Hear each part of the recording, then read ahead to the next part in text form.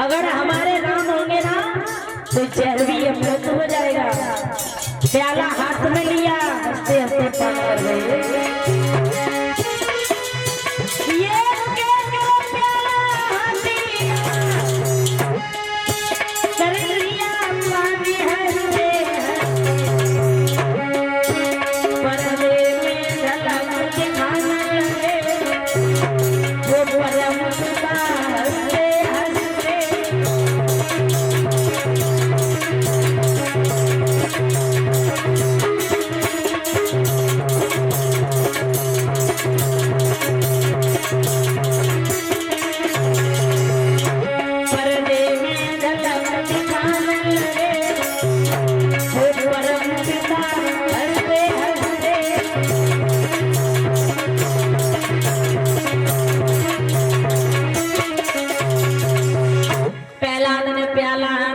प्रभु का नाम लिया तो वो जहर अमृत हो गया। हंसते हंसते पान कर लिया।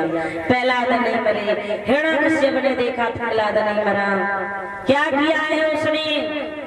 मंत्री जाकर के जब उसने देखा कि प्रहलाद नहीं मरा तो रानी से कहा, रानी प्रहलाद को जहर दिया था? जवाब दिया मंत्री कहने लगा, महाराज माँ की ममता अलग होती है। कई रानी ने जहर के बदले शरबत तो नहीं पिला दिया, कह दिया वो मैं जहर दे दिया। रानी कहने लगी, महाराज जहर वाला पात्र पड़ा है, इस पे पानी डलो और मंत्री पे चखवाओ। अब ने जहर दिया है कि दूध शरबत दिया है? मंत्री से कहा तो मंत्री ने जैसे पानी डाल के चखा तो पीते ही मंत्री चल बसा। जल्लादों को बुलाया, कहा इतने ऊंचे पहाड़ से फेंको तो किसकी हड्डी तक न मिले। जल्लाद ले गए, इतनी ऊंची पहाड़ से फेंका तो प्रहलाद को ऐसा लगा किसी ने गोदी में ले लिया हो बीच में। प्रहलाद कुछ नहीं बिगड़ा। खूनी कट्टर हाथियों के आगे डलवाया, फिर भी प्रहलाद का कुछ नहीं बिगड़ा। सर्पों के आगे डलवाया, प्रभु के भक्त को वो सर्प हार बन के गले में पड़ गए। प्रहलाद को कुछ नहीं हुआ। काल कोठरी में बंद करवाया, प्रहलाद को कुछ नहीं हुआ। लिखा है कि जागू राखे साइया, मार सके न कोई, पालन बाबू कर सके चाहे जगबेरी। जिसे बचाने वाला भगवान है उसे कौन मार सकता है? उसका कोई कुछ नहीं बिगाड़ सकता। प्रहलाद नहीं मरा।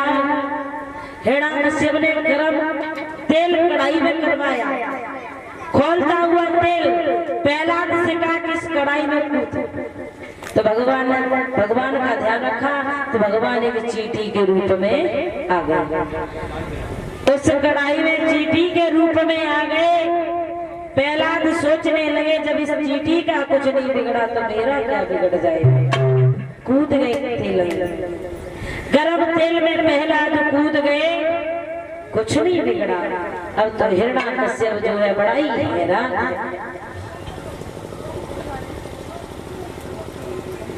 बड़ा ही हैरान है कि हिरण्यकश्यप प्रहलाद का कुछ बिगाड़ नहीं पाया। उसने खम्भ को गर्म किया। सुखदेव जी महाराज कहते हैं, सुनो राजन परीक्षित, और कुछ दान आया है इस प्रकार है। 1100 रुपये श्री गौरी शंकर शर्मा, इसी गांव राजपुर से।